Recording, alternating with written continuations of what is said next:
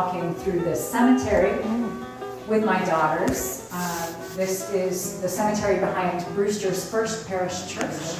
My eyes fell on this headstone, at the bottom of which it was inscribed, Benjamin Crosby died in Africa in 1795 at the age of 27. Literally, I was standing over an empty grave.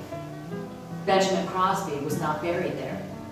It occurred to me for the first time in my life that the Cape Cod sea captains, of which we are so proud, that we thoroughly celebrate, and which my town is so boastful about, right? Brewster produced more sea captains than any other town in the country, wrote David Thoreau. And Brewster has been repeating that claim and truly branding itself as the sea captain's town to bring in tourists. What was Benjamin Crosby doing in Africa in 1795? What was any white mariner doing in Africa in 1795? I went to the Historical Society and asked, could the Cape Cod sea captains have been involved in the slave trade? What I heard was a series of responses, the first of which was absolute denial. No. Then there was a bit of equivocation. Well, we were involved in the West Indies trade. But that was made to seem like it was some kind of benevolent provisioning, right? Just sailing to the Caribbean with some fish. I went to the town clerk's office and suffered the cold stare of the town clerk as I asked her to retrieve documents from the town's historical archive.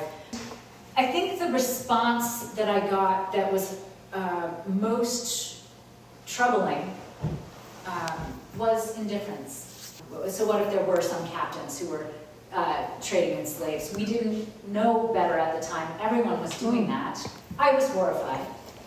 On our weather vanes, clipper ships, on nearly every antique sign, a tall ship, mailboxes, etc. What was in the holds of these vessels?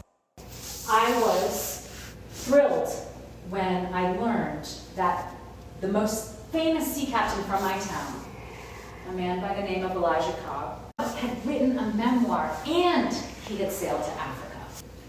This box belongs to Elijah Cobb. If Cobb chose not to write about his Africa voyages, let me find the primary source documents. They're nowhere to be found. So often what we're looking at is an empty box. Hence the name Atlantic Black Box for the organization that I founded. So they were sailing to Africa, claimed they were looking for ivory, gold dust. Here's the vessel coming back into port. It's a matter of common remark that no ship has arrived in our harbor for many years in so foul a state as the 10 Brothers. So, what do you suppose could create that kind of a stench that turned the city's stomach?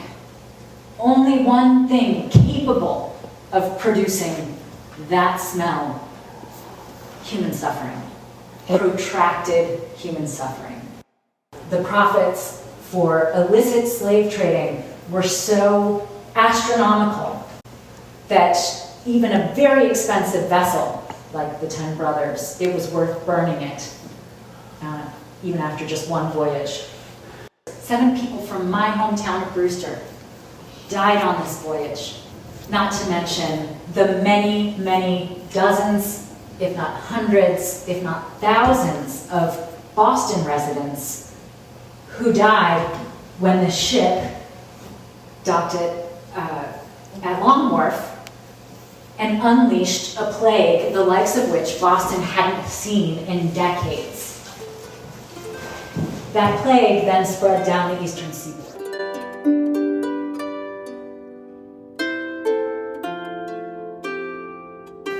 And so we have to work harder to understand, to look past the facade and understand what is at the foundation of these beautiful sea captains' homes. At whose expense were they built? We have contented ourselves with telling pleasing stories of intrepid Yankee mariners who braved the 7 seas, and who earned every penny they brought home here to build these communities. And we have been ignoring a towering pile of evidence that's right here, actually hiding in plain sight. In our cemeteries, in our vital records, in the documents that we would see if we cared to look.